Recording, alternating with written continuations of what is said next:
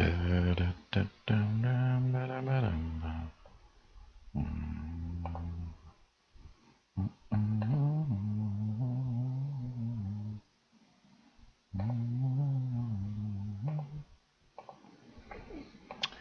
hey everybody, welcome to this live tech show, and let's hope, and it's going to be interesting to see the difference today, as I am now using a new router. I'm going to be curious to see the throughput and the output from here. One thing I did notice immediately here, when I usually start the stream, I have a visual of the stream, and I always look, in HD what it looks like. When I was streaming out, it always came back in a lower grade than HD, because probably my router was sending a lot of data. Now I've noticed that it stayed in HD, so already there I seem to see a fix, or at least a better performance out of the internet and the in and out. So hey everybody, welcome to the live show, and of course everybody in the chat room, hello there. We'll get to all of you guys and girls soon, and just a little later.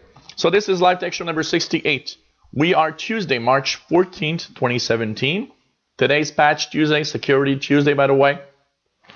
So updates were already released, bunch of updates, including bug fixes for Windows 10. And so get that. I think it's important this time, because we've missed a month. So there's a lot of fixes here. Help with your computers at gmail.com. That's where you can send me your questions. I start with the email questions first. Then we go to the chat room after that.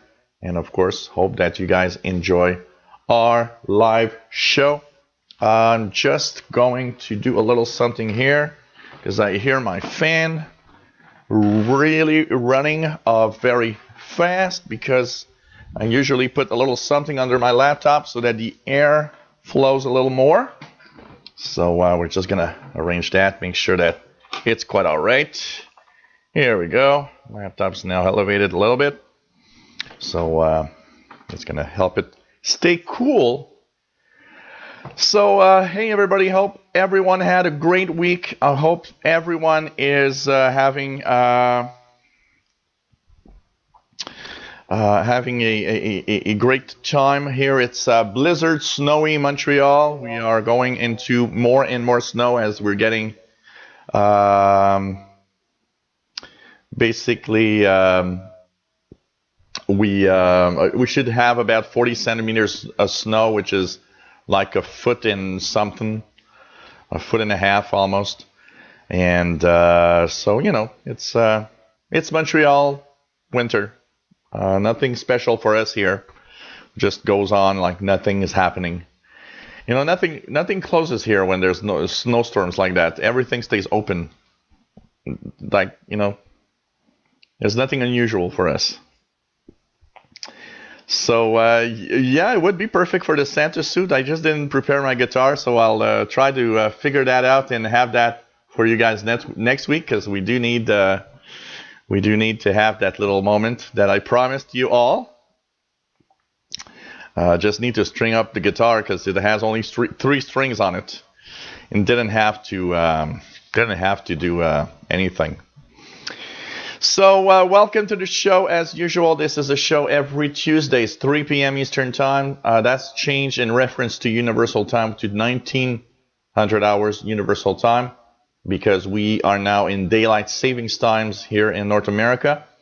And hope you guys enjoy our show. My name is Gilles. I'm from Montreal, Quebec, Canada.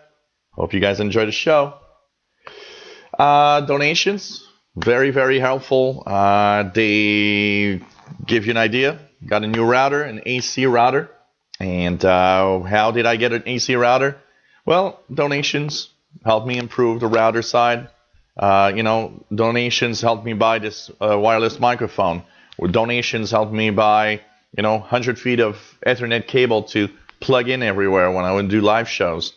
And I'll need new equipment. I will need a better camera eventually.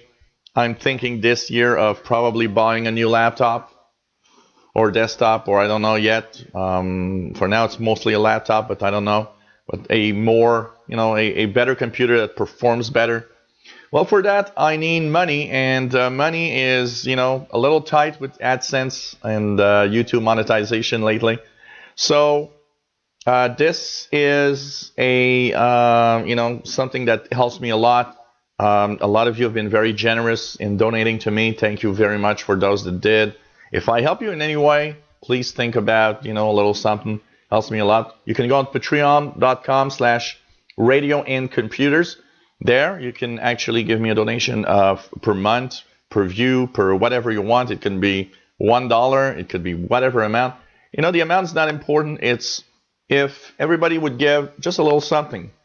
You know what? It amounts to something interesting at the end, and it helps me continue.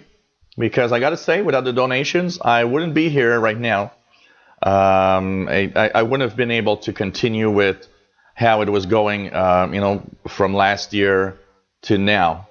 So your donations are helping me continue right now, which is very cool. And I want to thank everybody that is doing this. You can also send a PayPal donation to the Yahoo email that you see here. Any amount, once again, helps a lot.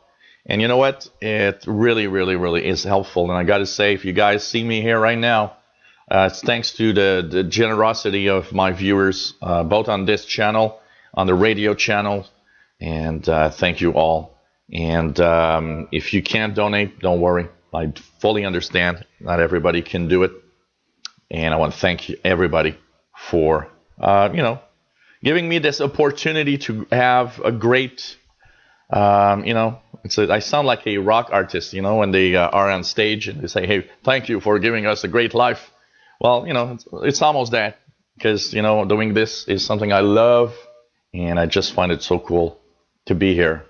So thanks, everybody, and please take the time to give a little something, especially if I helped you in any way. Maybe I prevented you from, calling that tech guy that would have cost you $50 or $100 or whatever. You know what? Why not? I don't want to have the $100, but you can send me a little something, and that'd be greatly appreciated. Thank you, everybody. Okay, we're gonna start our show today, and So just before we start, I'm gonna talk a little bit about what I got. So I've got a TP-Link AC1750, which is based on the Archer C7 architecture. I wanted something nice. I didn't want to spend a fantastic amount of money. It was around $100, and it is amazing. I mean, the one of the first things that I got is because I had a donation on the radio channel of a receiver, a software-defined radio that we call. And that receiver actually can work on network, meaning from anywhere in my own network on a PC, I can actually tune in that radio. The problem was on the N router that I had before, it was very sluggish, and it often crashed the router. So it wasn't kind of cool. And I wanted to have, anyways, a better router. It's been a while. The other one that I had was a Linksys router. And, I was kind of fed up a little bit with it. Range wasn't fantastic. This one is dual band also. The other one was only 2.4. This one is 2.4 and 5 gigahertz. So everything that I have that can connect to 5 gigahertz, I do it. And everything that's N, I plug it to the 2.4, of course. The first signs that I saw, my main computer that I use for the streaming, on Wi-Fi, it actually connected only and almost exclusively at around 76 or 75 megabits per second. It wouldn't go really much faster than that, or 72, sorry, I think. So, it was okay for the internet because, my internet connection was 60 megabits, so it still was slower than the connection. But, it's something that you're like, yeah, but it can connect much better, I changed it, and now my main PC, which is only 2.4, runs at 150 megabits per second on the connection now. And all my 5 gigahertz enabled devices are all running at 300 megabits per second through Wi-Fi. So this is already the first thing that's much better for me. Also, I've noticed, for example, when I upload really big files on YouTube, videos, for example, of course, it slowed down everything on my network. Now I don't even see a difference. So, it handles everything better, and it's even cool also because it has a print server. So I've plugged in my HP printer through a USB port on the back to have my printer everywhere in my home. And I also have there's 2 USB ports on it. The other one I've plugged a 1 terabyte drive that now serves as a media server, basically. So I just dump all the videos, the music, the pictures, everything there. And through this, I, was able to, for example, this TV is a smart TV, so it can, stream video through the network with DNLA. And basically, it works fine. I went through the different folders and saw everything. So really, really cool. Really, really cool. And works fantastically well. So I'm really happy. I bought it on Amazon. And of course, now they got me hooked on Amazon Prime because they're giving me the 30 days Amazon Prime. And I started looking at what comes with Amazon Prime, including their own video content and audio content and everything. So I'm like, okay. And then it's 2-day shipping, free, it's like, and it was amazing. I ordered my router yesterday afternoon around 1 p.m. And I was still in bed this morning at 8 a.m. And the doorbell rang, and it was the router, the shipping, the box from Amazon was there. So, pretty cool. I'm gonna keep. I think I'm having the 30 days free of charge for now, but I think I'm gonna be an Amazon Prime member, I think. So anyways, that's the story, and that's what your donations helped me acquire. So thanks everybody. So we're going to start with the questions. Hello everybody in the chat room that just got through. It's nice to have you on board, and we'll be of course chatting with you guys a little later. And basically here is it's maybe because it's touching my beard or something. So basically we're in the midst of a big snowstorm here. So about 40 centimeters of snow coming up our way. So, hey, everybody. We are going to start with the questions. So we'll slowly go through the questions. Okay, let's start with some computer security questions coming to us from two different persons. One is Zach, and the other one is Francis. And the questions they have about computer security is, first of all, what keeps a computer secure on the internet? Because, they have an interesting question here saying, well, what is computer security exactly on the internet? And it's something that a lot of people have wrong, and a lot of people rely on the wrong things. So computer security, first of all, relies on mostly the user itself. If the user does the right thing, and the user is careful on what he does on the internet, you know what? I think it's going to be fine. Basically, most people have security wrong. The first thing that they say is, hey, you're, my security is my antivirus. So I got the big gun antivirus that costs me a fortune every year. And now I am safe because it checks everything for me. And if you start and think of that as your number one security, you got it wrong. You already got it wrong. That's not security. And every time somebody asks me what's the best antivirus, I feel like replying, I don't really care. I use Windows Defender and it's okay.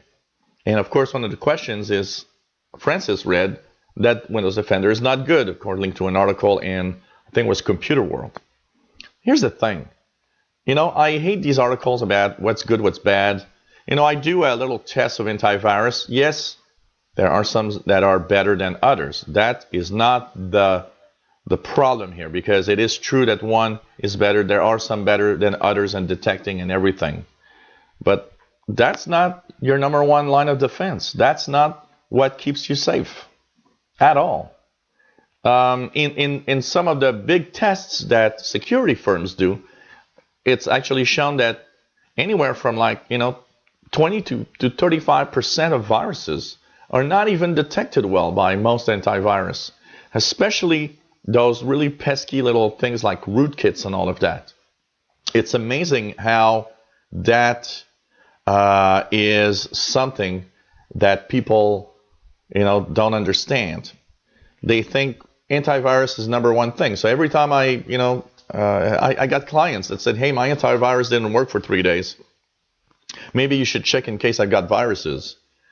Well, if you haven't done anything bad, even if your antivirus is turned off, you're still secure. You are security. Remember that. You are security. It's very important. So, you are the one that will decide if your computer has a virus or not. As a tech guy, over the years, I can tell you that I've seen a lot of clients that actually were infected and had the big secure package of antivirus that slowed down their machine that was supposed to protect them. The thing is, that person did things that were bad, like downloading illegal movies, TV shows, songs, stuff like that. It's not my rant of that, because some people sometimes send me emails saying, oh yeah, you rant about not, downloading illegal movies and blah, blah, blah. The thing is, I don't rant about, of course, technically it's not okay, it's not correct, but I'm not ranting against is it lawful or not. That is not my issue and nor my problem. My rant against that is everybody that does that is pretty much a very good client of mine, and they've spent hundreds, if not thousands of dollars fees that they pay me. And, sometimes I remember telling one client, look, you are downloading illegal movies. Did you know that this year you spent $500 on me as a tech guy, and that for $500 you kind of had a lot of those movies that you could have just purchased, and I would not have been here all the time. That logic is not always perfect when people want to save money, especially through illegal means, So, these are things you just, you just be careful what you do. And stop thinking the antivirus is there to protect you. As long as you think that, you will be bitten by a virus at some point or another. Be careful. Just go to, known websites. Make sure, the number one thing that I always say to everybody to keep secure, just make sure that you update all of your software. Update Windows. Update your Mac operating system. Update your Linux regularly.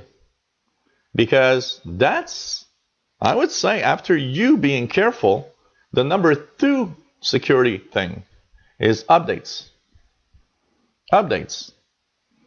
Because the updates are there to shut down security holes. Today we have Patch Tuesday, okay, which is that big day, and especially today because we didn't have one last month, where there's a lot of fixes of security holes in Windows.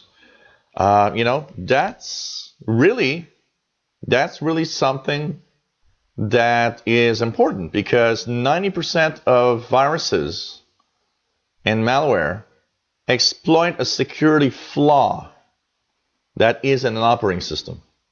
So that means you fix that by doing updates. You're already saving yourself from 90 to 95% of all malware and viruses out there. The rest, the pesky stuff. Be careful not to click a link or something you don't know of an email.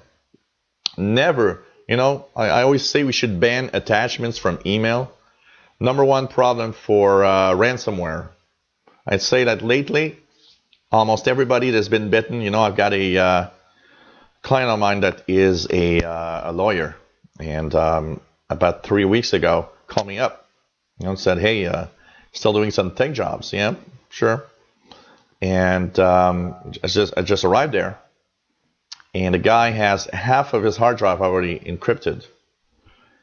And the way he got it, he simply got a message from a client, a known client, but the client, he found it, like I always say, one of the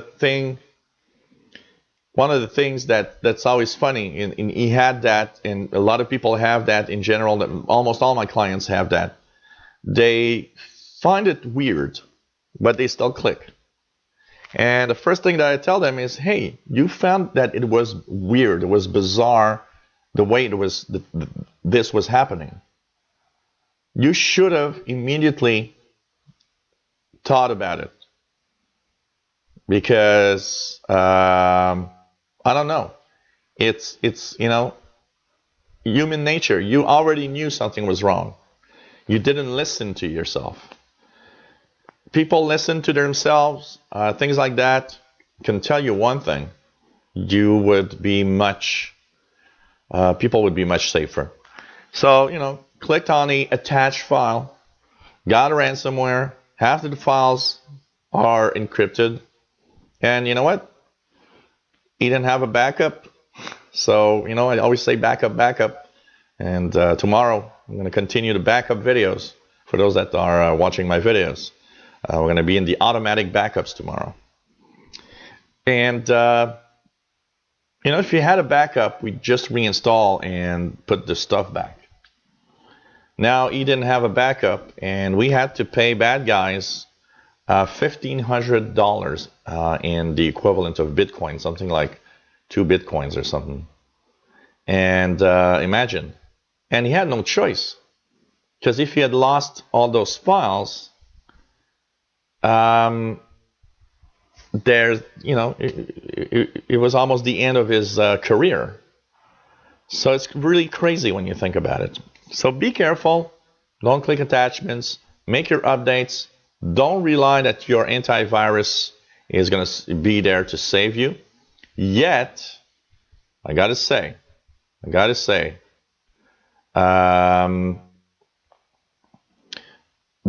it doesn't mean not to install one. And basically, that's why I always say the Windows Defender for Microsoft is quite all right, because it detects what it detects, but it's mostly you that will decide if you're secure or not in the end, and that's mostly that. So stay safe by just being careful. That's all I got to say. And be careful where you go on the internet. Don't click attachments if you don't know what it is.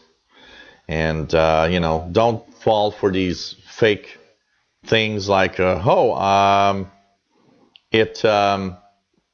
that Flash player is outdated. Click here to download the new version. All of these are they're scams. They're all there to lure you into something. And never click anything like that. Flash player is integrated into Edge, Internet Explorer, and Google Chrome. You don't need an external Flash player at all. One of the things that I don't like lately, too many websites that rely on Flash have not updated well to the fact that Google Chrome and Microsoft Edge are actually blocking Flash by default now. And I noticed that it's a dangerous thing right now, because a lot of websites are, you got to get Flash player. because it seems you don't have it. Yeah, you do. You do have it. It's just that because it's not activated by default, I noticed that it's something that somebody could actually get some problems with, especially if he just Googles Flash Player and stumbles across an obscure website that pretends that Flash Player will download. So I think websites need to update themselves a lot. A lot of websites need to really remove Flash Player from their websites at once. So just be careful, and this is your number one security, and just remember that. That's how you're gonna stay safe on the internet, just by being careful what you do. So interesting, because I've been looking at the throughput of my my output of video, and it seems that I seem to be sending out more videos, more frames per second on this router than I was with so my output might be actually better on this. It's going to be interesting to see in the next few live shows. So yeah, they're all based on the same any shortwave here in the chat saying is Netgear AC1750. They're all based on the Archer C7 architecture.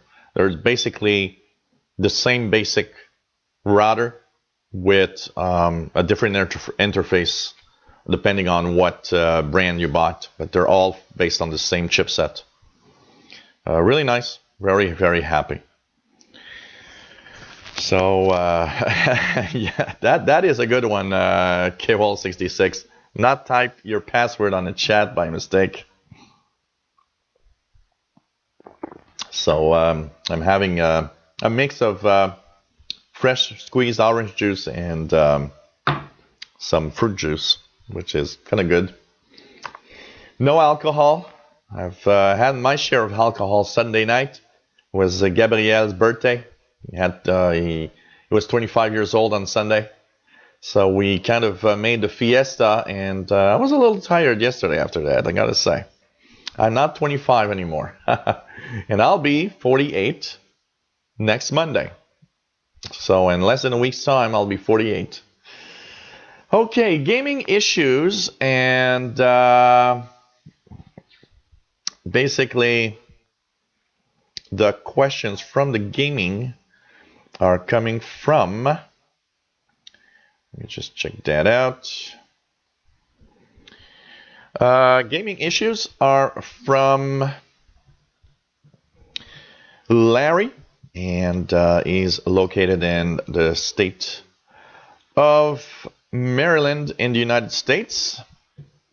So first of all, he wants to know, because he's trying to build a gaming PC right now. So he thought, hey, this is going to be cool. Gaming PC, I'm going to have fun. So he built a PC and everything. He's installed Windows. He got help from a friend of his that is a tech guy that really knows his stuff well. So it's probably well built. But the questions that arise from him is, after installing a certain number of games, he notices that some crash and some don't. So he says, why do some games work and others crash?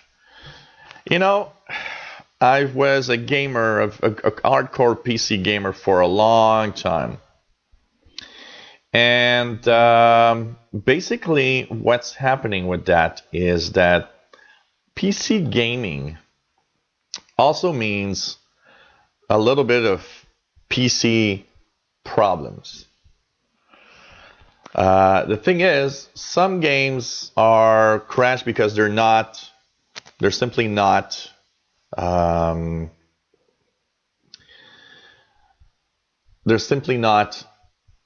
well programmed, so they could have bugs and they will, of course, crash.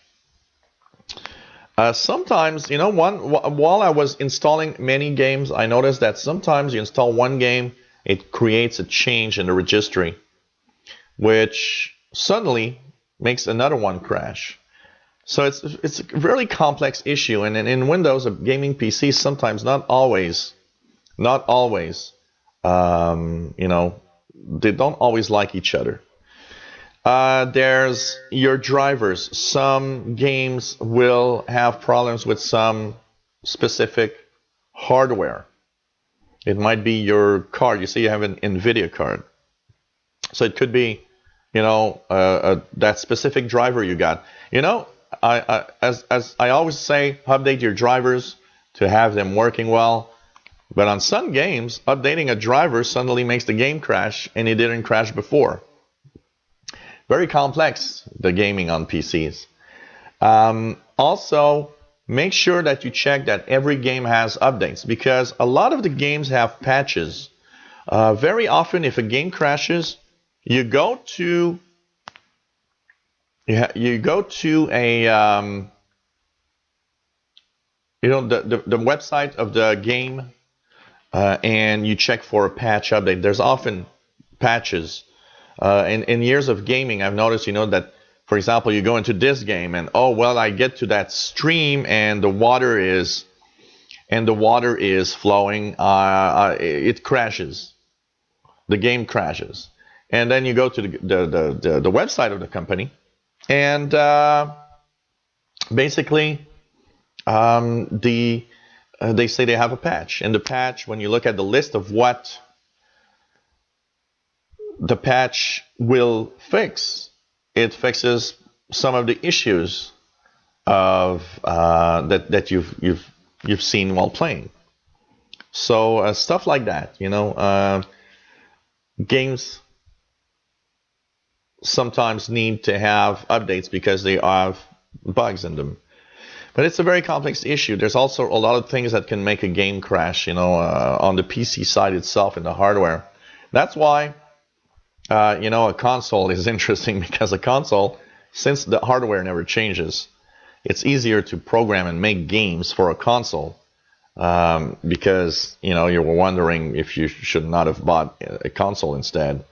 A console is always on the same hardware, so the games are very, very much specific to that hardware. Remember that PC games will have to work on a million different combinations of hardware. Sometimes causes issues. Sorry. You say, can I run games that I don't have the minimum requirement? Sometimes yes, sometimes no. There are games that if you don't have the minimum requirement, they're still going to run. It's just that, for example, you won't have all the graphics options. They're not going to show up. Or, when you look at an example, I've installed a adventure game called Candle. Sorry. And basically, the Candle game has a graphics requirement that is higher than what I have on my computer. But it still works. It's just that it's telling you won't see all the beautiful graphics. So you have graphics, but for example, you might not see, shade. You might not see, certain reflections in water, or maybe you won't see clouds in the sky. It's just going to be a blue sky. Why? Because the fact that your graphics adapter is not up to date with the latest in technology prevents the game from showing certain things. But, a lot of games still work. They just don't display necessarily correctly. But of course, a lot of them don't also, because, most games that are not made for your hardware will often say, "Oh, I'm sorry, can't run on this," or they'll immediately crash if you try to run them. But best is to just try it out. And how to know if a game will run on your PC? Well, just look. There's always, every game has its minimum requirements. The most important for games are two things: the CPU speed, the graphics card that you have. So that will be the two main issues with games most of the time. And that will tell you if it's compatible or not with your system. I'm trying to remember, I think it's my nephew that sent me to a website that you can actually, I think you install a little piece of software on your computer. And when you go there, you enter the name of the game, and it brings up a chart telling you if your game will work or not on your PC. I'm trying to remember. I think my nephew, Gabriel, told me that I have to ask him again. It was a really, really cool tool. You just enter the name of the game, and it would tell you, oh, yeah, that will run. Or that will run, but with, lower graphics. Or that will not run at all on the hardware you got. And I thought it was really, really cool. So, you gotta at least know that gaming on PCs is not always super relaxing. It does happen that sometimes some games will not work. Smartphone questions. Smartphone questions coming to us from Eric. Eric says that Android has errors when he tries to update his phone, and that he just can't do it. And it is the same phone that he has also another issue, which is Wi-Fi disconnects all the time on LG G4. So basically, it's maybe Alex. I'm trying to remember. Maybe can you run it? Yeah, it's something like that. If we could get it, we'll try to. Can you run it? Tells me something. Yeah. So anyways, you got update errors, you got Wi-Fi disconnects all the time, and you know what? I am wondering if your phone might not have some glitches in the operating system. And I think the best thing that you can do is, reset your phone completely to 0. I think you're having problems. Your update errors should fix update errors. First of all, and your constant Wi-Fi disconnect, make sure that you're at the latest update. You know what? What's happening here is that if your Android doesn't update, Wi-Fi disconnect is something that might be a problem on some phones. So for example, when I got my Galaxy S7, I could not at all, I couldn't, I barely had it working on Wi-Fi most of the time because it just didn't work well on Wi-Fi. And then there was an update. There was a system update. And suddenly everything was okay. So that means they had a system update that fixed the issue. And yeah, for just to go back to the games that we're talking, how to find if you can run it or not. Thanks, chat room, for giving me the website. So it's systemrequirementslab.com, systemrequirementslab.com, and it's a website that says, "Can you run it?" And when you go down, you see, "Can you run that game? Can your computer run that game?" So you enter the name of the game, and you click, "Can you run it?" And it's going to tell you, based on your computer's system hardware, if the game will work on it. So if I type, I'm going to try it here. If I type Candle and click it, can you run it? Now it asks you, do you want to download a simple and safe application? And that application will check your hardware. What's nice is if you download the simple and safe application, after that, you don't need to download it anymore because I think it's there all the time and you can actually use it. So it's a really, really cool little website. Thanks, chat room, for giving me that website. It's much appreciated. So reset your phone to factory default, and then update everything.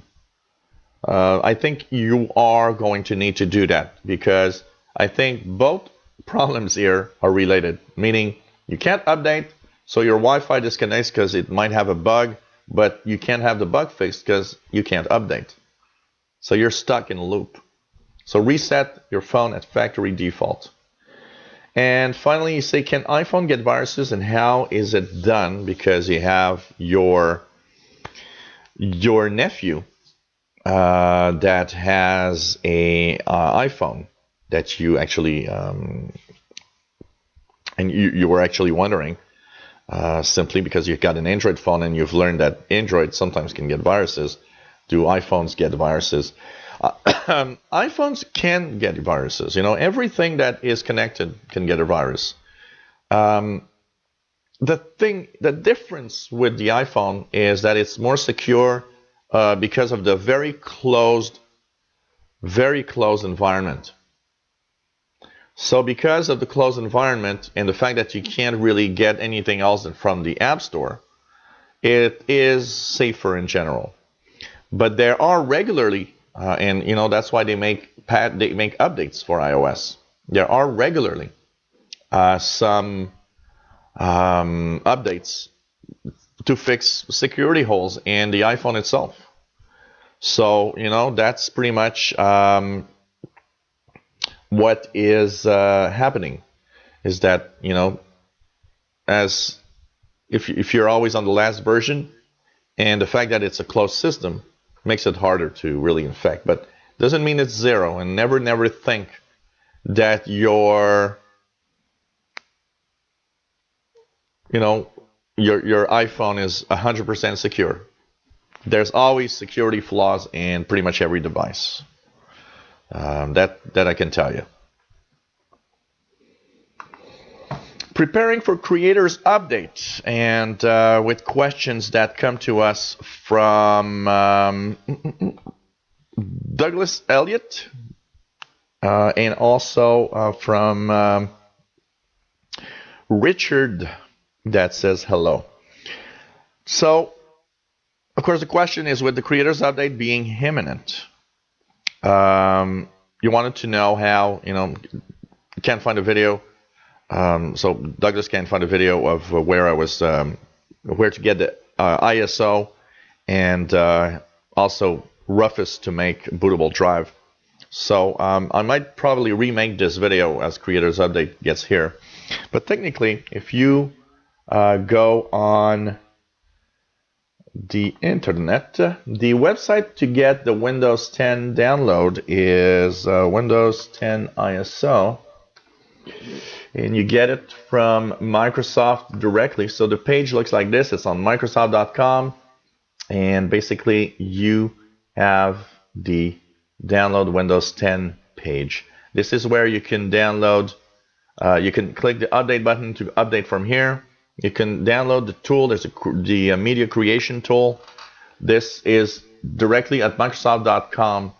And so I'll try to post another video. But remember, it has to look like this. It has to be really on the Microsoft web page. All I did was Google Windows 10 ISO, and it got me here. So when you actually use the media creation tool, one of the options it's going to offer you is, do you want to create a USB thumb drive, or do you want to download the ISO on your PC? The best is download the ISO, because the media creation tool does not always create a bootable thumb drive that works on every computer. So that's the first step. And once you've downloaded, the second step is simply using Rufus. Rufus is a great tool for creating bootable USB thumb drive. So this one is at rufus.akeo.ie. So it looks like this, Rufus. Sorry, guys. So this is a great tool to create your bootable thumb drive, and of course, that's the place to get it. Now, when Creators Update's here, because right now it's not there, so you cannot download the Creators Update right now. So make sure that you gotta wait until they release Creators Update. I don't remember on the anniversary update if they updated the ISO immediately. So you might have to wait a few days before the ISOs appear, but it's a great way to get and make that bootable drive. And it's quite easy with Rufus. You just choose your thumb drive, you just choose your image, should work fine. And but I'll probably remake that video for the creators update so that everybody knows. Sorry guys,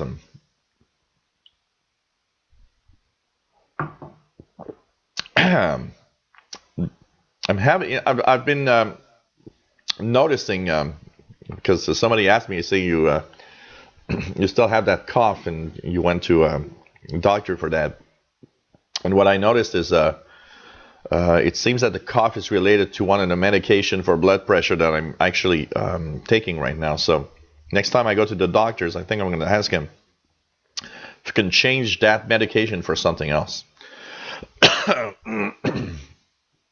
Okay. By the way, Grateful Pearls, I forgot to answer because I still kept it here, but I had a hell of a week. I need to answer you to make a video and answer your question of email signatures for sure. So don't worry, your email is still here.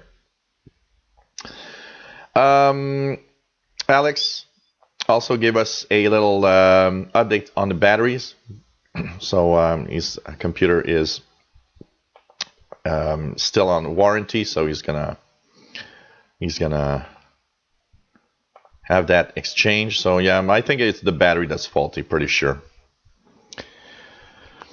And okay, let's go back to the slides here and check out. So backing up, the backing up series continues this week. Tomorrow we're going to have a few more videos for the backups and the automatic backups.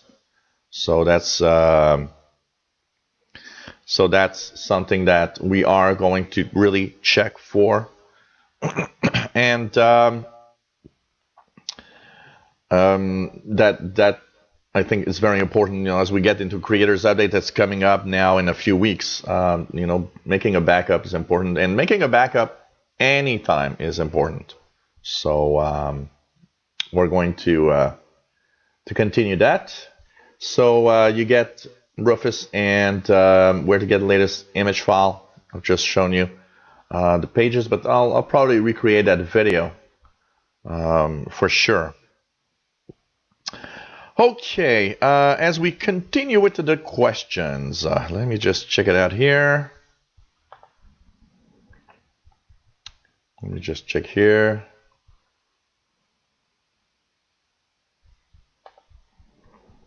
Let me just check it here. We'll continue on. Okay.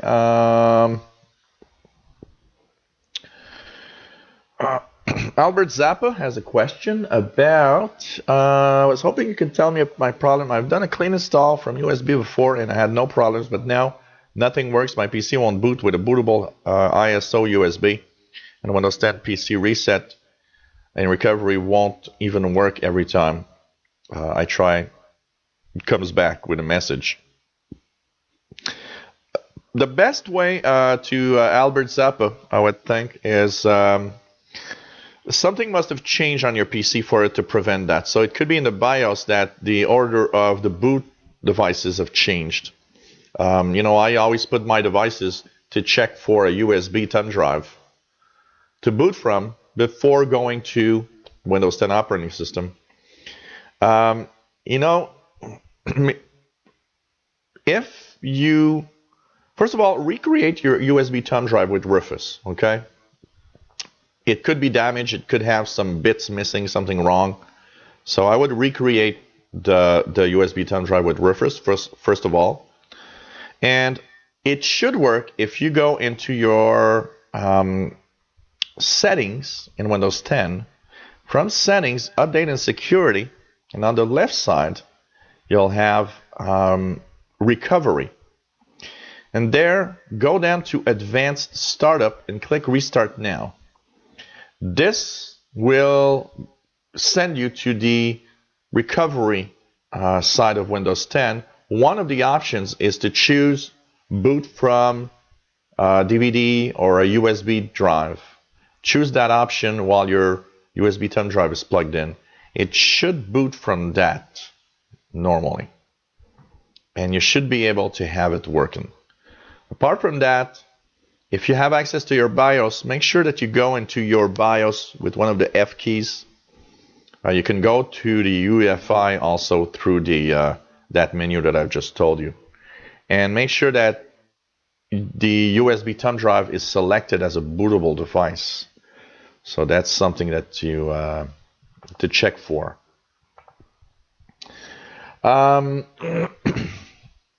Stephen Mail has a Acer laptop that he's sent me his little the information is Acer Aspire E15 and full HD notebook, 15.6-inch screen, 6th generation Core i5 Intel. You know, looks like a great device. 256 gigabyte SSD. That should work well. NVIDIA GeForce with dedicated DDR5 VRAM. Sounds like a great device, Stephen Mel. So basically, that's pretty cool, and I think that could be a very, very nice one. You've got some question related to that question. What would I use a 3.1 USB port? I see this everywhere. How much better is the graphics with a dedicated card versus integrated? Would I have the same problem using my 32-inch TV as a monitor as I had on the Chromebook, where I do not get all the screen, but most of it? Okay, first of all, USB 3.1, which is also USB-C, is extremely useful to have, because if you ever buy a hard drive or USB thumb drive, if you buy it compatible with that, it is so fast that backing up is really, really faster. It is an increased, speed over anything else. Also, it is useful to have the latest technology like that, because eventually one day you're going to buy a printer or you're going to buy a device, and you will have the choice of that device with that port, or maybe only that port eventually, who knows. So, it's always cool to have something like that. But think of it as an ultra fast port, and it is great. Integrated graphics, dedicated card with dedicated RAM is always a million times better than what's integrated, the cheap integrated stuff that comes with, a lot of computers. Why? First of all, that means your graphics adapter is better. If you want to play games, it's going to be a lot better than a dedicated card. It renders the graphics in the screen better also. So all of that is so much better on a dedicated card. Also, you say that you have on your 32-inch TV problem where the screen is not all of it. That is a resolution problem. It's only a resolution problem. It's that you need to have the exact same resolution that your TV wants. So here, for example, I'm at 1920 by 1080. That makes it a full screen on the 50-inch. If I change that to, 1280 by 960, well, I'll start having black bars all around. It's not going to fit the screen. And so it's a question of what's the resolution of your TV. So look at your existing computer right now, the one that has full screen. Go into the settings and check out what is the screen resolution exactly. And once you get that new one, it probably is going to be okay by default, because it's probably going to detect and say, oh, natively this TV can support this resolution. But it's not always the case, and it does happen sometimes that it's going to choose a resolution that looks weird on your TV.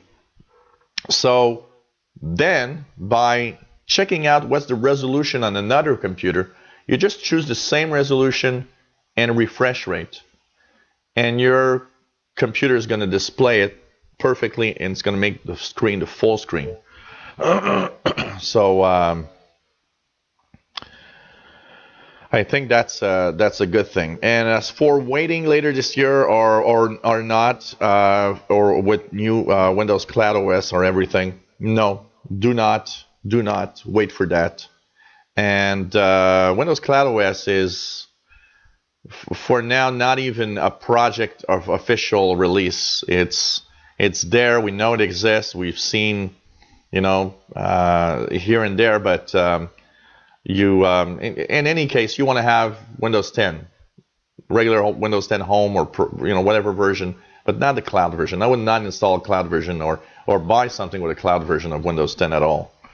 Windows 10 Home is quite all right, and this is, I think that's, I pretty much tell everybody that tells me, hey, I will, I will wait for my PC because maybe prices are going to go down, or this or that, or, I don't care. Just buy it now. Don't wait. It's useless to wait for anything. And a matter of fact, you should actually buy it now because prices of PCs are going up. Because there are many parts in PCs that are actually right now in such high demand that they don't have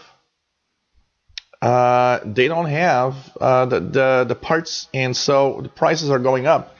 In the news today, I was talking about how the SSD, the solid state drives, are actually going up 16% in the next quarter, and they're probably going to continue rising in price because there's a shortage. Not enough solid state drives are made right now for the demand. So you know what? If you have a PC and you have the money to buy it now, I think I'd buy it now, because the same PC in 6 months might actually be $100 more expensive. So and it, great specs, looks like a great device, I can tell you that. Andrew has question about, let me just check it out here. Okay, so Andrew has a question about Chromebooks. So wants to know what I think of Chromebooks, and because you'd like to buy one and everything. Like I always say, Chromebooks are nice devices as long as you understand that Chromebooks are not Windows machines. Meaning you're not going to install stuff like you do on Windows machines. You're not going to necessarily, do the same things. It all depends on what you do with your PC. Chromebooks are fine for surfing, email, stuff like that. If you don't want to, if you're not really working in documents and stuff like that, it's okay. But it doesn't run Windows software, so that's mostly what you got to know.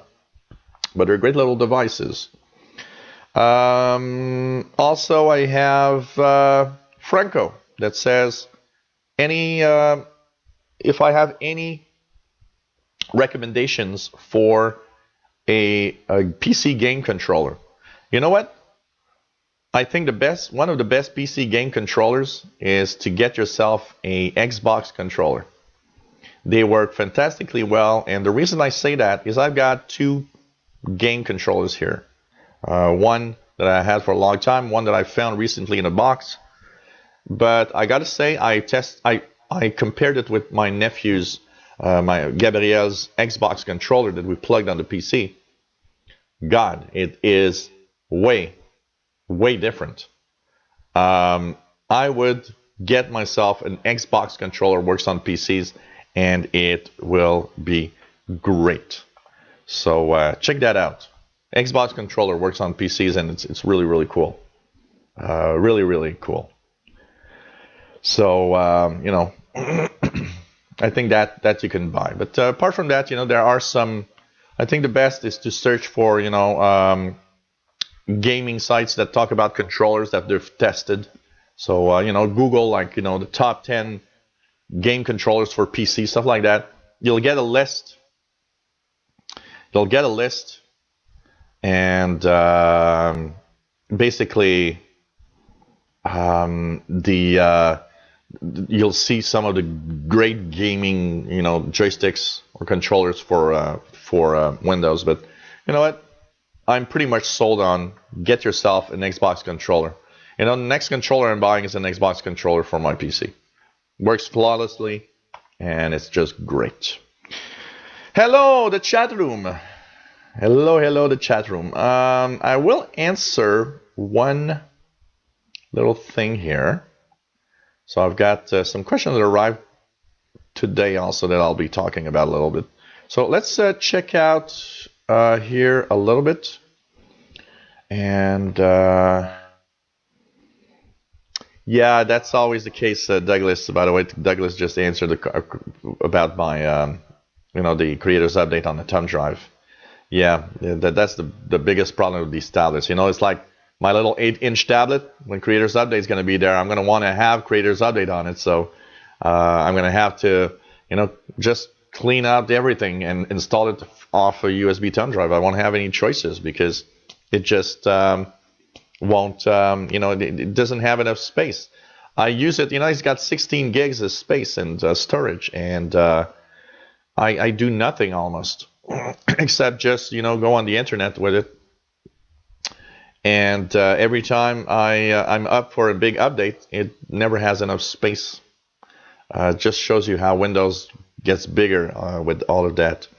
So I'll do the same. I'll use a USB thumb drive to do that.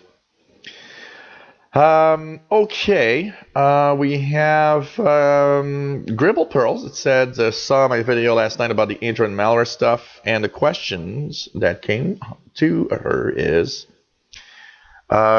she's got the paid Kaspersky on her S7 Edge, so do I need to put Malwarebytes on it too to check for that new bad stuff?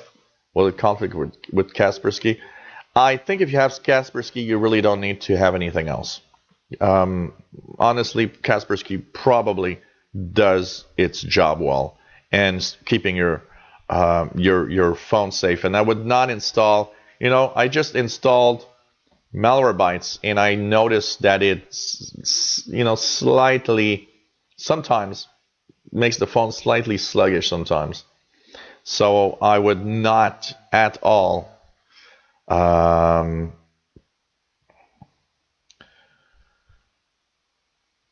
install any other things. I think you're quite all right.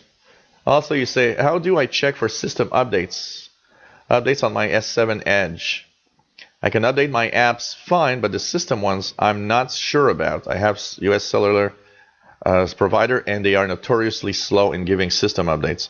The only thing you need to do is simply go to, so let me just go. So you drop the top panel. There's a little pinwheel for the settings on the upper right. In there, you go all the way down to About Device, and you go to Download Updates manually. And what it's going to do, it's going to search for updates. It's going to tell you, for example, mine says, latest updates have already been installed. That's your system updates. That's where it's going to update everything. So just drop down the menu from the top of your screen, little settings on the upper right corner, completely go to the bottom, About Device, Download Manual Updates. And anyways, they should install if you have the download updates automatically on. And so, normally you should be updated to the latest service. But some updates are notoriously slow to arrive from carriers. And just to give you an idea, I'm a little mad at my own provider, which is Fido, because they are the ones blocking Android 7 right now.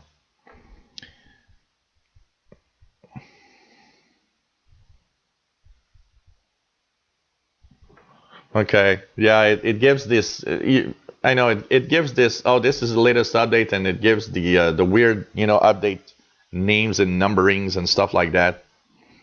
So the only way that you can see what's in this little package is to go to the internet and click and type that weird number in Google, and it will bring you to the Samsung webpage where it's going to tell you what is in these updates. But you know what?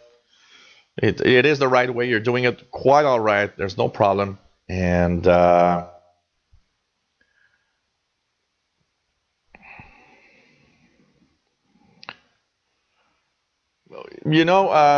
your second part of the question, I check manually sometimes because even though it's up to date, I have noticed that sometimes I check manually. And because mine is automatic, mine's supposed to check at 2 a.m. every night. And it happened to me a few times that I checked manually and says, oh, there's updates. So, I check regularly from time to time. And one of the things that you should check manually for, by the way, is I do believe that when updates are really huge, like the Android 7 Nougat, when it arrives, that does not install automatically because it's a really huge upgrade. It actually stays there and waits for you to do it manually, I believe, in on these phones. So,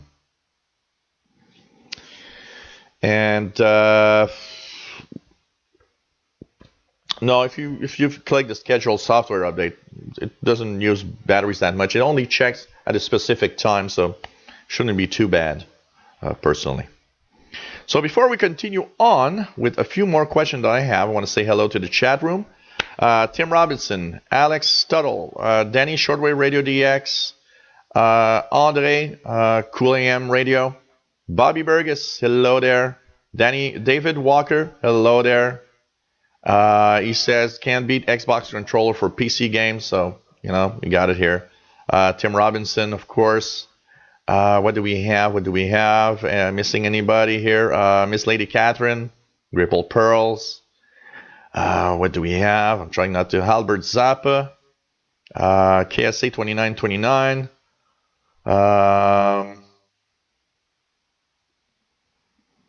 Little Miss Triggered. Yes, I'm helping people live. Anybody I'm missing? Say hello, so that I can say hello to you. Hey, Peter Sargent, nice to have you here. Pretty cool. How's the video feed holding up today? Is it better than usual? The same as usual? Just wondering, because I'm really wondering about my new router and the performance it's giving me. I'm looking at the output here in megabits per second. I have the impression that it is actually more robust in the output here. The average that I would get usually in a feed was around 3.5 megabits per second. That's the average, with peaks at 4.7 megabits per second. And here, I've noticed that it rarely goes, on the other router, it went from time to time below 3 megabits per second. It doesn't seem to do that with this router, so I don't know if the feed's better. Could be just a YouTube thing also, I can tell you that.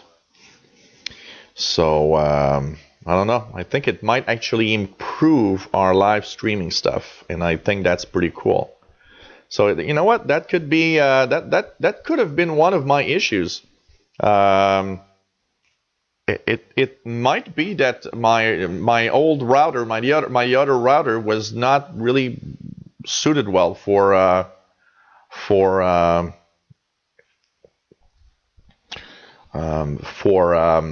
the live streaming. It does send a lot of data. And contrast brightness, I played with settings. Actually, I've left them automatic today.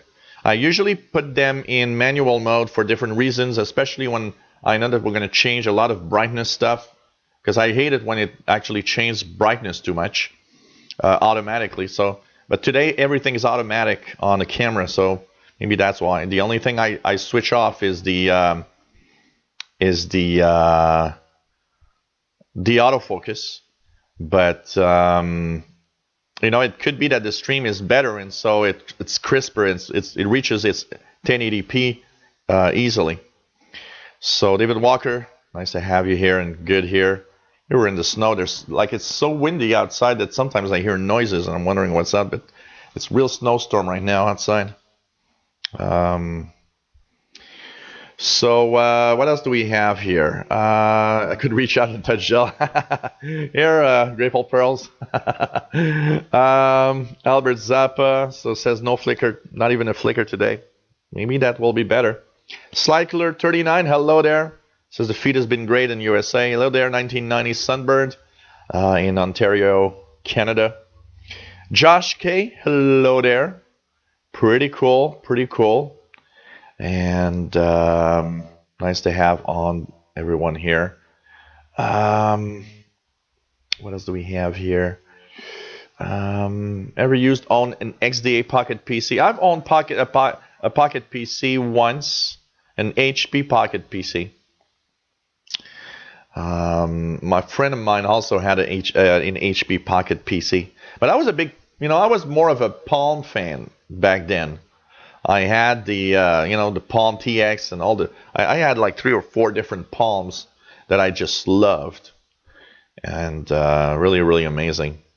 Alex Tuttle says, I'm waiting for Android 7. Do not have right now. Do anyone have the new Android 7? He's got an S6 phone. It depends on your carrier, I believe, because I know that the Android 7 is ready for the S6. Peter Sargent, yes, you have upgraded your PC. So for those that wonder, after the update today, the Patch Tuesday updates we have today, you're at version 14.393.953, and that's pretty good. You know what? I was reading it's really the carriers that are blocking it, and basically here in Montreal, I was looking at it. My carrier, which is Fido, which is a small carrier that is basically Rogers, they are the ones blocking the update to my Galaxy phone. So reaching out to touch gel, man. Yep. I had a Palm Pilot. I had a Palm. My first Palm, color Palm, was a Palm M505, I think, something like that. Then I had the Palm TX, and I had the bundle with that little foldable keyboard. That was amazing. I remember going to Wi-Fi.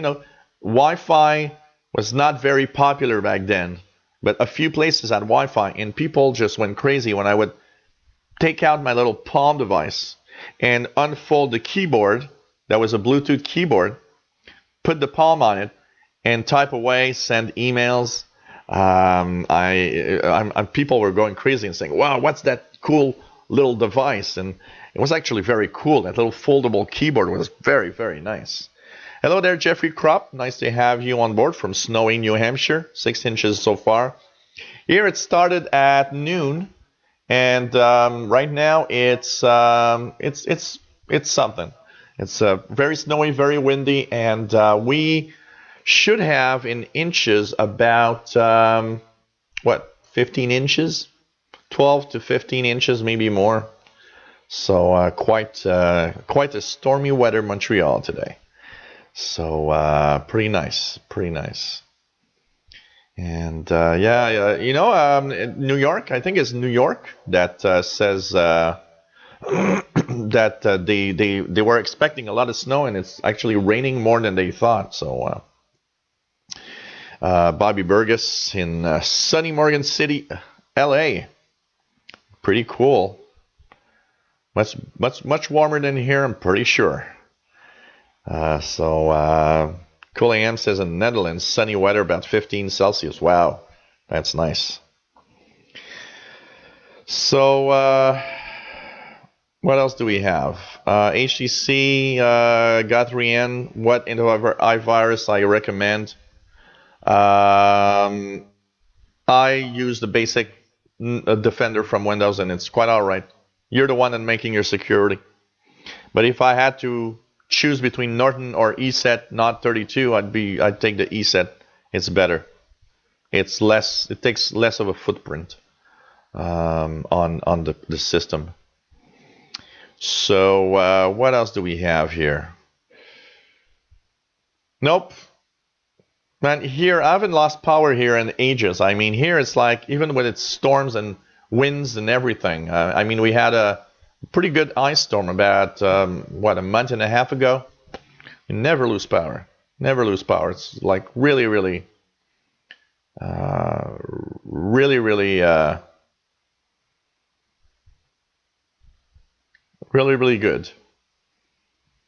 Which is sad because when you listen to shortwave radio, having power outage is something you like from time to time. Yeah. I still have two Palm TXs here.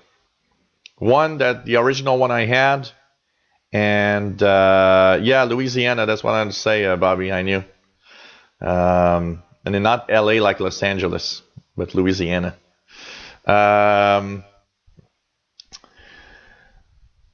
I still have both Palm TXs here, and they work fine. One that I had from a client, and one that my original one. So Yep, David Walker. Springtime. Spring is very soon here too. In a month, it's gonna be. I think I still have my old Nokia 3310 in my drawer somewhere. I should check it out. Well, you know what? Here, by the way, we were there was almost no more snow on the ground, which is very unusual for this time of year. The snow had almost all melted out, so now we're gonna be, under foot of snow again. So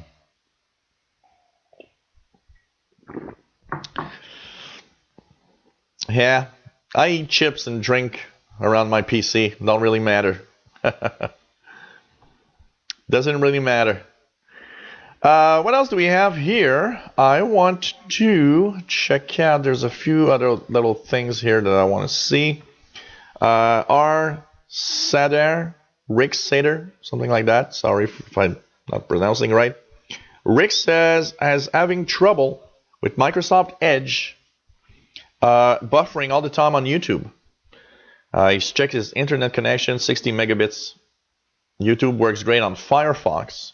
Checked all the settings, and Microsoft Edge can't find a problem. Well, I don't know.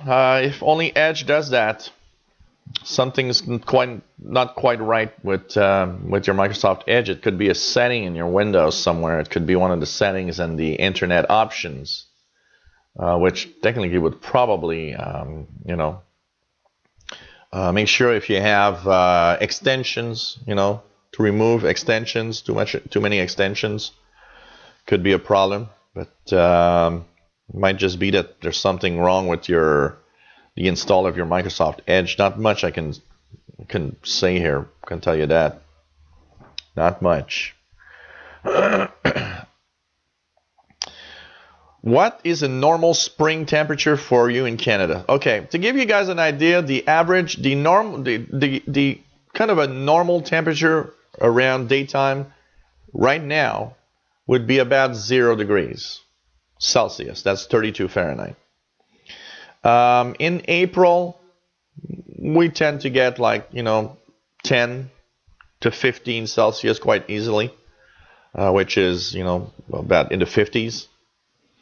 And, of course, as we start in May, usually in May, we start getting our 70s over here. That's pretty much normal. And of course, June, July, August, we are in the 80s, and very often in the 90s. It's tropical in the summer here. People are. It's funny because people just go crazy and say, "Wow, how can you live in a place like that?" Because to give you the guys an idea, 2 days ago, it was about minus 21. Which is what, -5, -10 Fahrenheit. We had that for 2-3 days now. Right now it's about -8, which is, I don't know, in the teens.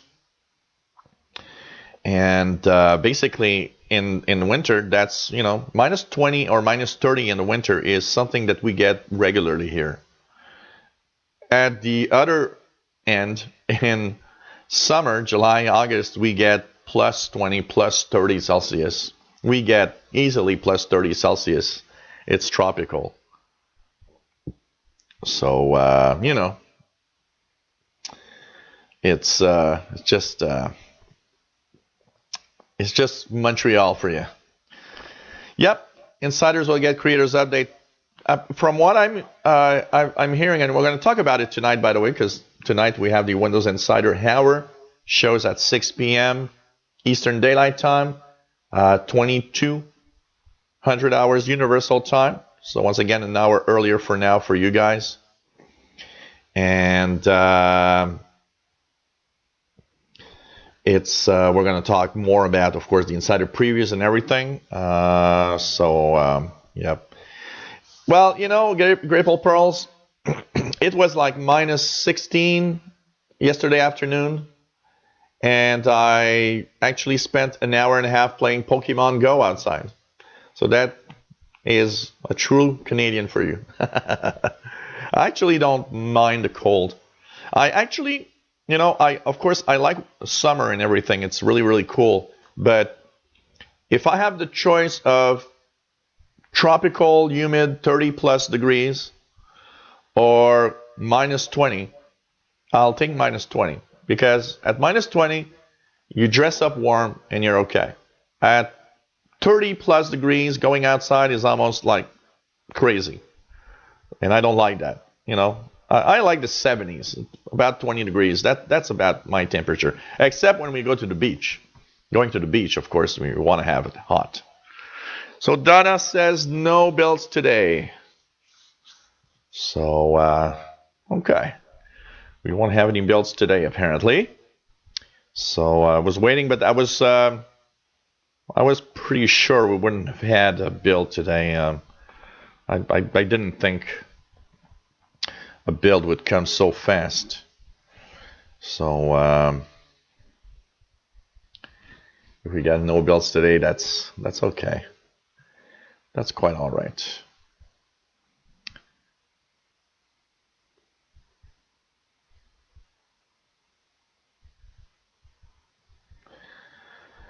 Okay. Or not yet, at least.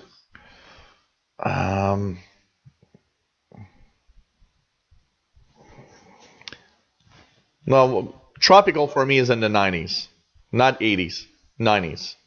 But at 32, 33 Celsius, it's too warm for me. And here it's so humid. So it's really, you know.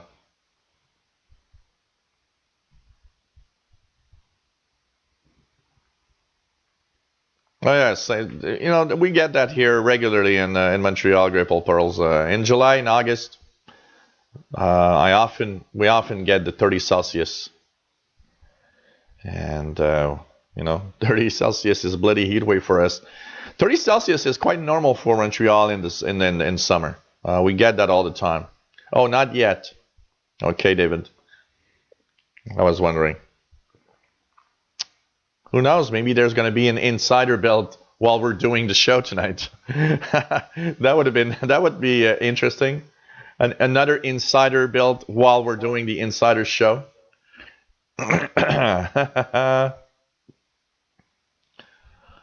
So let's check here. I have a little something that Viper Boy wants to say. Okay, Tommy, Viper Boy, or aka Viper the Bookman.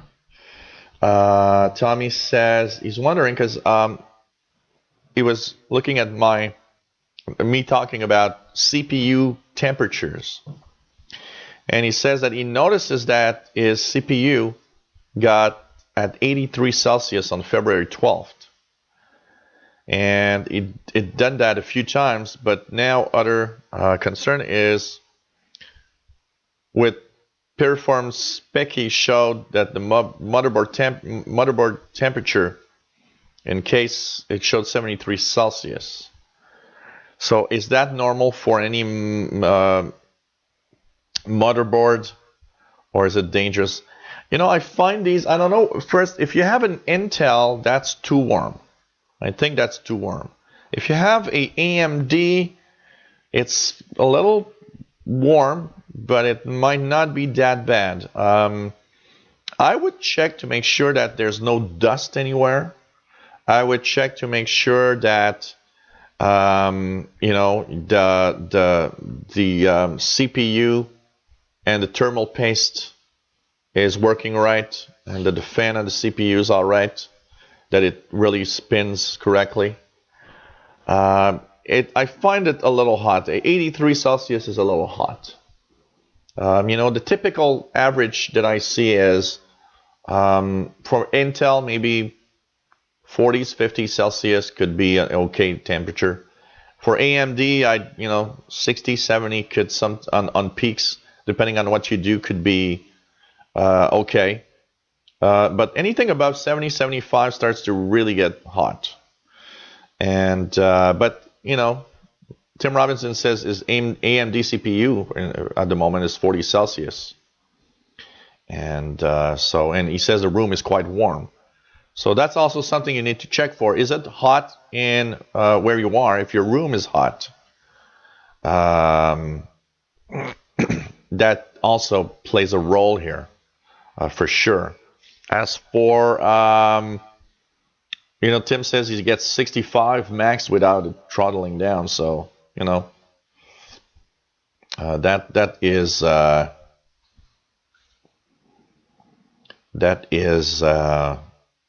that's a little hot. I would check out the ventilation, make sure there's no dust in the fans, make sure that there's enough thermal paste on the CPU heatsink. Maybe adding another fan, if you can add a fan to your PC somehow to make sure that the air flows well inside it, because I do find it a little hot, I have to say here. I do find it a little hot. Patrick Manny, hello there. Nice to have you on board, as usual. Bobby Burgess, yes. You know what? I am in the. I was actually playing with the settings, because what's happening is that the SDR, which is in AFEDRI, AFEDRI, which is a $200 SDR, is I needed to really, you know, have it configured correctly.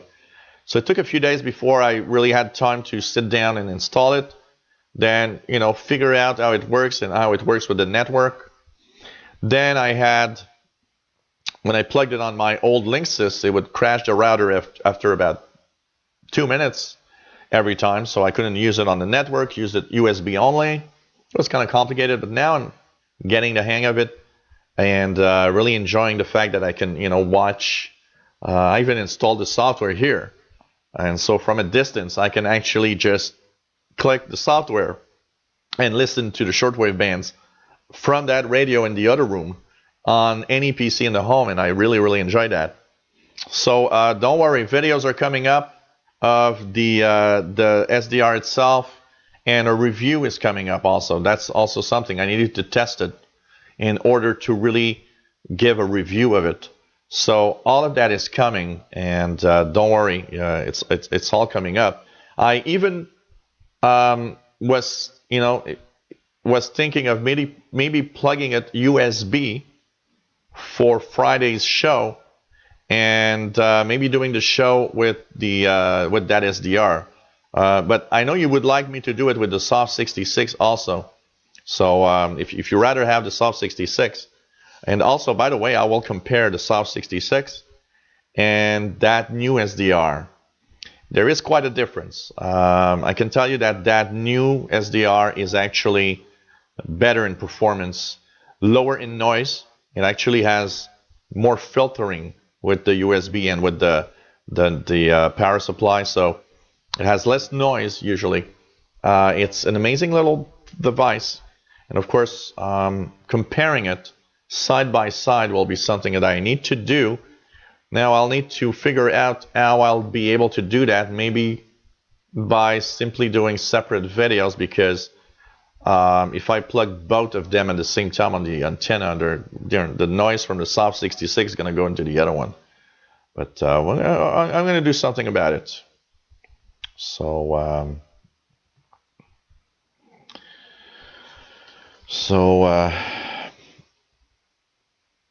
Yeah, that's also something to know, the voltage of the CPU and everything. So Patrick's downloading updates. Cool. And yes, once again, there are some PC updates today. We are Patch Tuesday, and we didn't have the one. We didn't have the one last month, so it's a good idea to update your computer today. So so all of that is coming up anyways, Bobby, for the stuff there. And cool, Bobby. I'll check it out on Friday, which one, but it's going to be an SDR one on Friday. I will actually alternate from now on, something like my main ICOM, one tuning the bands, SDR the next time, and portable receivers, and alternate like that on the listening, so that everybody. Oh, you should have them, Grateful Pearls. They've been released at 1 p.m. So check regularly. They'll show up eventually. Pretty sure. So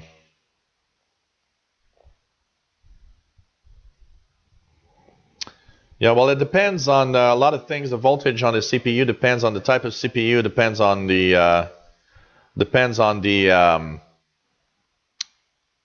the speed the CPU is going. There's also a throttling of the voltage sometimes. For example, on some CPUs, when the speed changes, the voltage also changes. So it all depends. And you're kind of right also about one thing, is that the software that measures is not always very accurate. Got to be very careful about that also. And what else do we have here?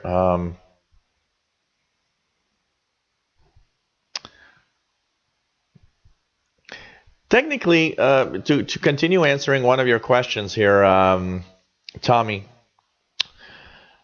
thermal paste usually, for a lot of people, you just don't touch it and don't do nothing. But when you use your PC a lot, I think it's not a bad idea once a year and a half to like reapply some new thermal paste, because what's happening, and especially in your case with temperatures very high, the thermal paste turns into kind of a cement, and it doesn't conduct the heat enough. So it's not a bad idea, but have it done by somebody who knows what he's doing. It's very important, because that's a very delicate thing to do, to remove the assembly and the heat sink and apply thermal paste.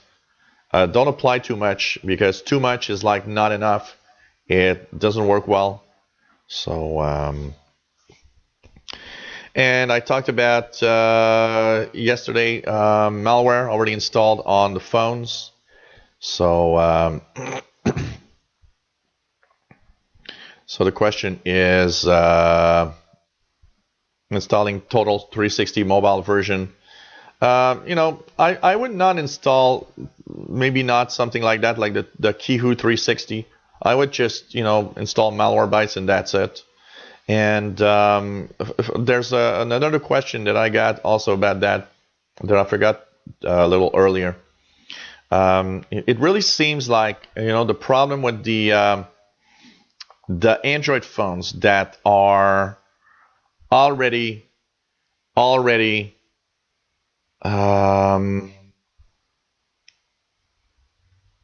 the companies that make the phones, it seems that they have nothing to do with that malware that's installed.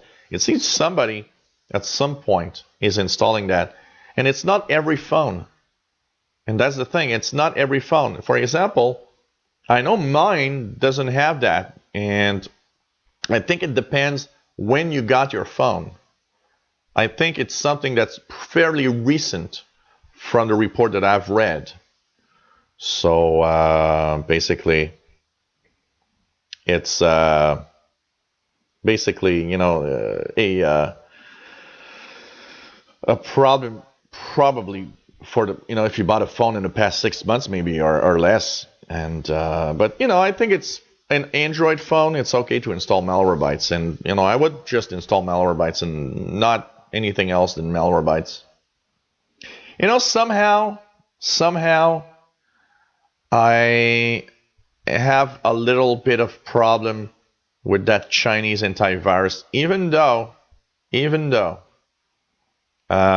looks good. I don't know why. I'm a little baffled. So what else do we have here?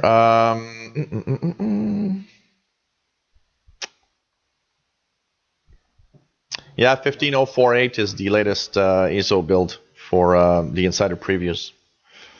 And then jumps to 15055 right now.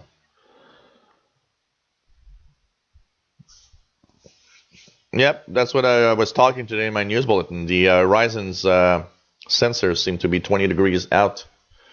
So it's possible that measure is not right also on Tommy's computer. It might be that the measure is off by like 10 or 20 degrees also, and that it's in the correct range.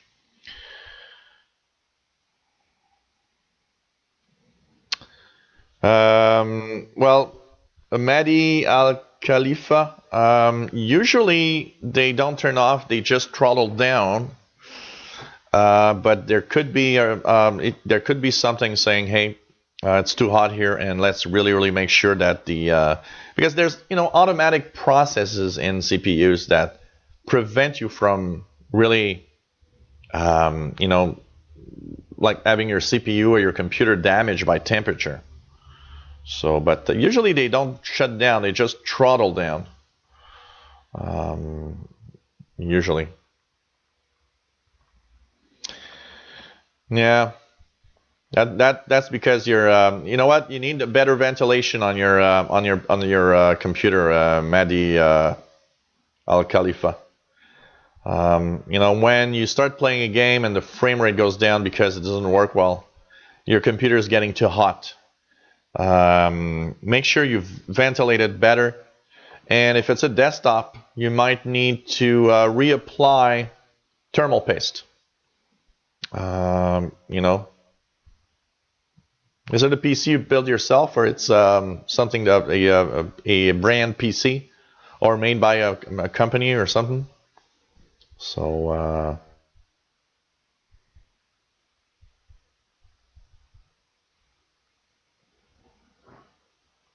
yes, you can install Windows and USB Type 3 port, no problem.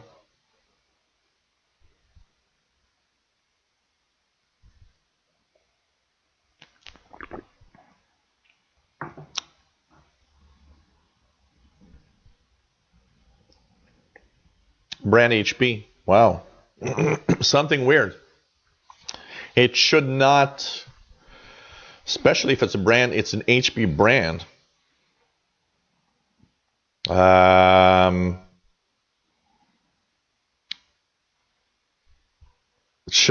shouldn't become so hot and throttle down like that. Something's weird. Something's really weird.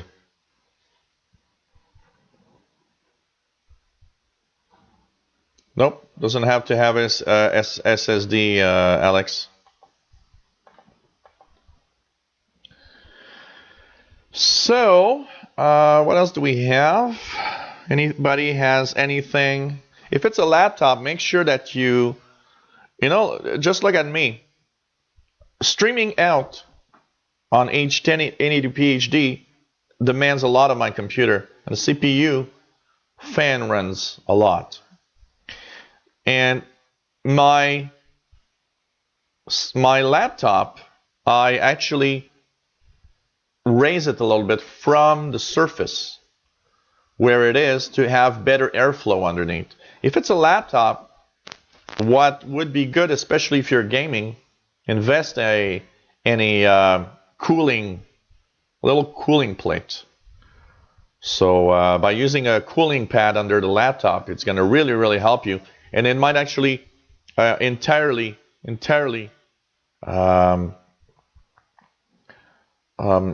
remove your problem.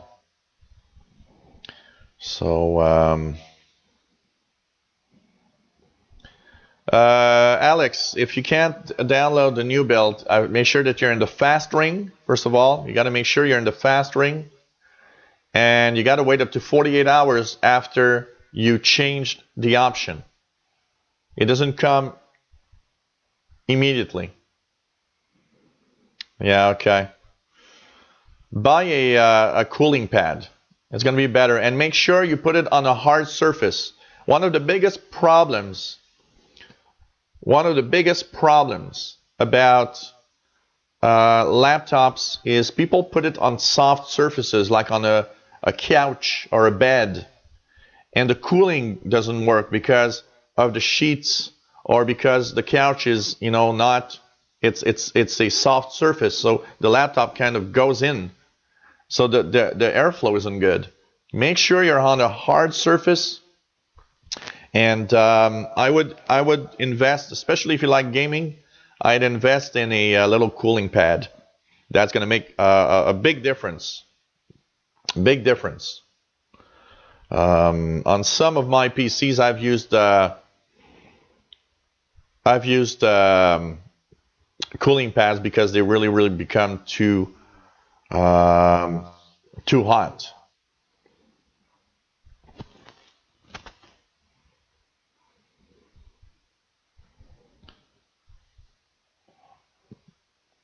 All I can say about if you can't get your Alex Smith's the latest insider preview, maybe you'll have to wait until the next.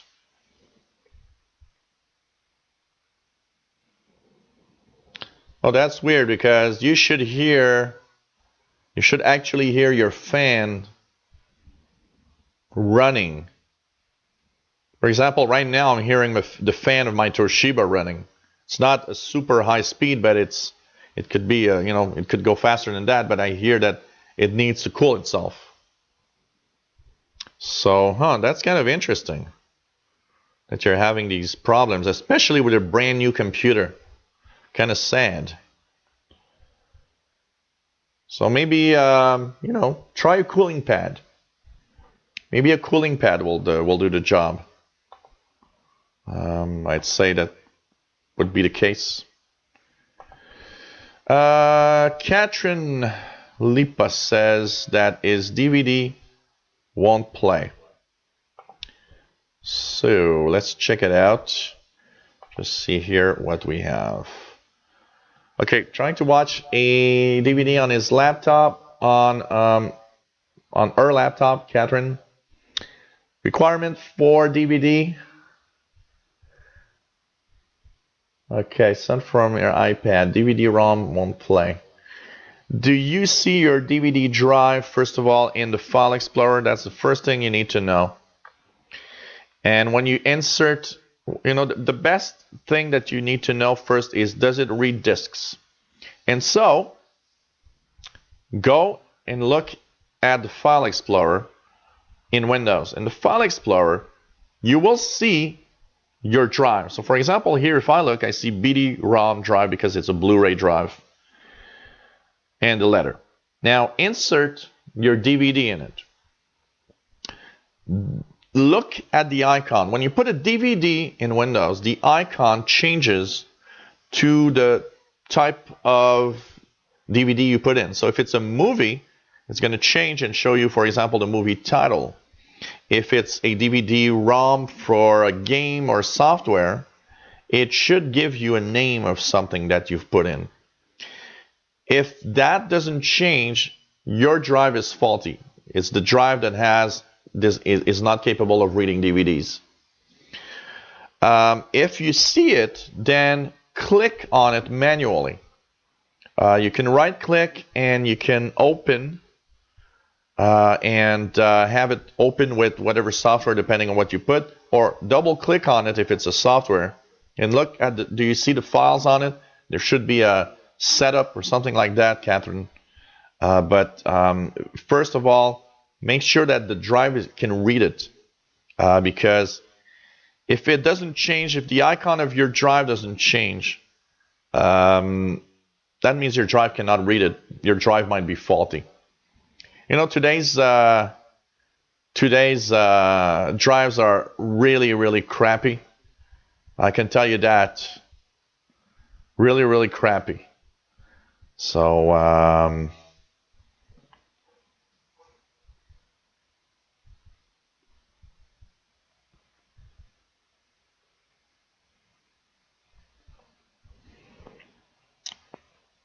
Albert says, tried everything mentioned, even downloaded media creation tool several times and made a bootable ISO file. Okay, you made a bootable ISO with Rufus, Albert, just to be sure, not from the media creation tool itself. No, it does not mean that your computer is about to go. It shouldn't. It should actually work somehow.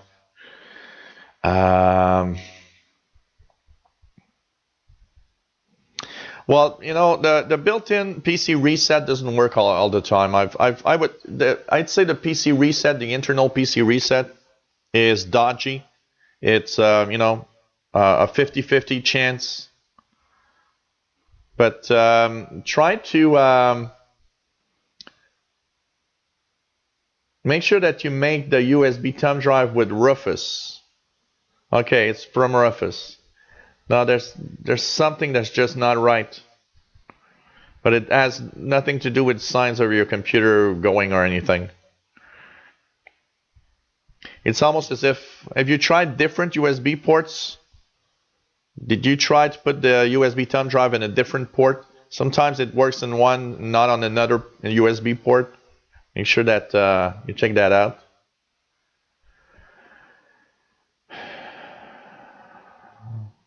That's for the PC reset. What you could do, though, if you want to have you want to reinstall, you can actually use the media creation tool and upgrade directly from within that. And it should normally upgrade or, you know, reinstall if you want to reinstall. So you could use just the media creation tool directly. So,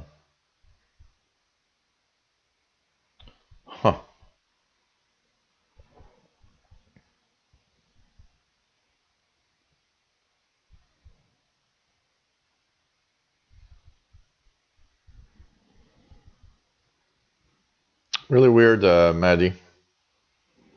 Al Khalifa. It's maybe, you know, use a cooling pad. Might airflow is, you know, kind of a problem.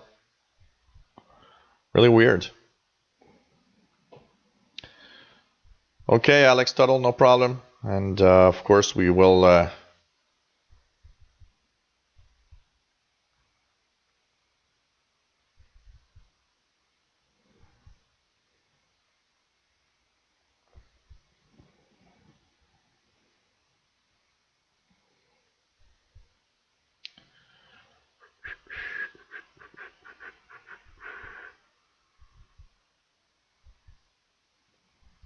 Rufus sounds like I feel now.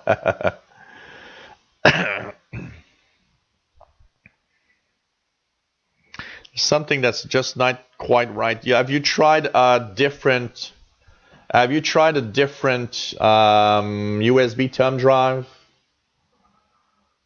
Maybe that could be another thing to try for. And there are problems like that sometimes make you go crazy, I can tell you that. Oh man.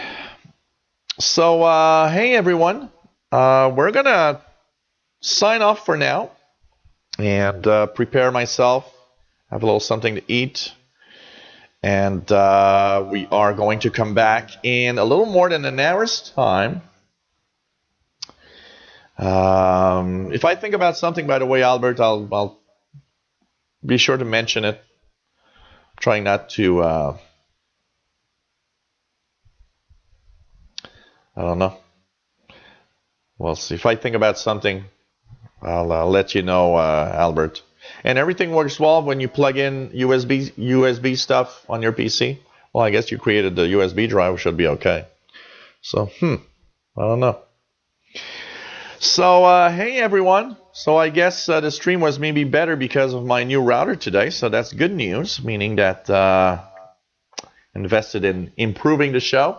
Thanks to donations that everybody gives me. So thanks again for everybody that gives out donations to us. So we are going to come back in a little more than an hour with the Windows Insider Hour. And we'll talk about the latest build, and we'll talk about, just perfect. And I think it's going to be fun. It's on the Windows, it's on the Insider channel, of course.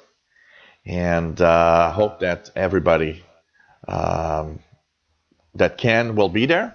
We'll talk about the latest build. We'll see if, by any chance, there's something happening in the sphere of builds. Who knows?